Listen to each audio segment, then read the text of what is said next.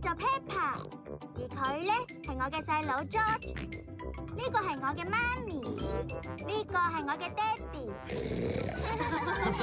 粉紅豬一家親，晴玲太太屋企。Peppa 同佢嘅屋企人嚟探晴玲太太。晴玲太太你好啊！你哋咁多位好啊，入嚟啦，唔好客氣。晴玲太太，你屋企嘅走廊係大型滑梯呀？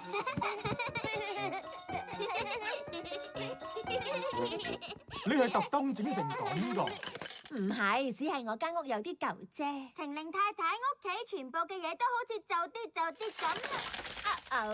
所有嘢都歪晒咁咯，但係我屋企以前唔係咁噶。咁你間屋係幾時開始斜成咁嘅咧？我唔清楚啊，已經好耐噶啦。仲有啊，而家間屋周圍都有裂痕。我諗你間屋係時候要維修啦。唔可以喺裂痕上面貼紙同油油咩？啲建築工人係咁同我講過喎。唔知間屋嘅外牆有咩情況咧？啊，係咩嚟㗎？係我棵 BB 聖誕樹呀。唔可以用 BB 嚟形容，佢係一棵大樹。咁就要由好耐之前嘅一個聖誕節講起。嗰陣佢仲係棵 BB 樹，樹頂有個精靈公仔。聖誕節之後，我唔捨得就咁抌咗佢，所以我就將佢種咗喺花園度。你嗰棵 BB 樹而家已經變得好大，仲逼到你間屋歪咗啊！唔怪之得你屋企啲嘢都就跌咁啦。哎呀，咁我應該點做啊？等我打俾牛先生先。喂，你好，牛先生，我哋呢度有棵大樹需要你過嚟睇下㗎。好啊，我即刻過嚟啊！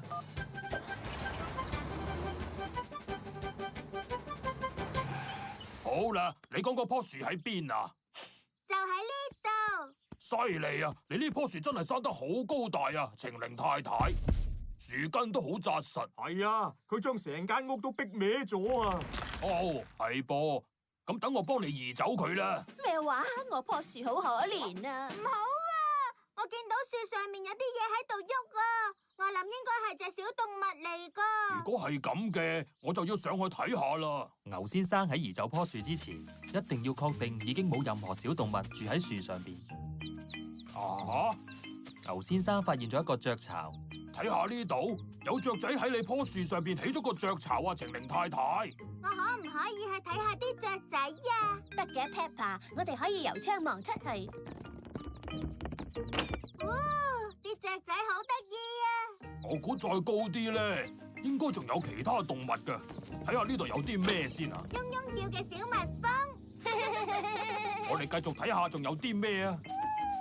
犀利啊！你哋快啲睇下，係一隻貓頭鷹。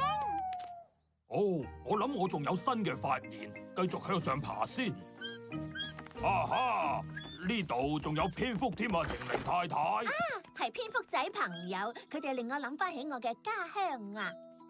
啊，呢啲係咩嚟㗎？係我啲聖誕樹裝飾品啊！仲有個小精靈啊！呢個係我好多年前擺喺棵 BB 聖誕樹頂嘅精靈公仔嚟㗎。呢棵真係棵好神奇嘅樹啊！佢為啲小動物提供咗一個好溫暖嘅家。冇錯啊，所以我哋絕對唔可以唔要呢棵樹啊！咪住，如果棵樹仲喺度，咁我間屋會點樣啊？咁啊，到最後間屋一定會冧咯。但係我需要一間可以住嘅屋。我諗到一個辦法啊！我哋可以將你間屋搬埋上棵樹度。牛先生，唔該開動起重機啊！我而家即刻去。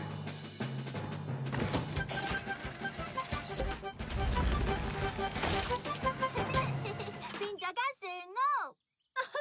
係啊，咁樣真係太好啦！我一直都夢想有一日我可以住喺一間樹屋入面，好多謝你哋呀！太好啦！晴玲太太中意樹屋，大家都中意樹屋。Peppa Pig。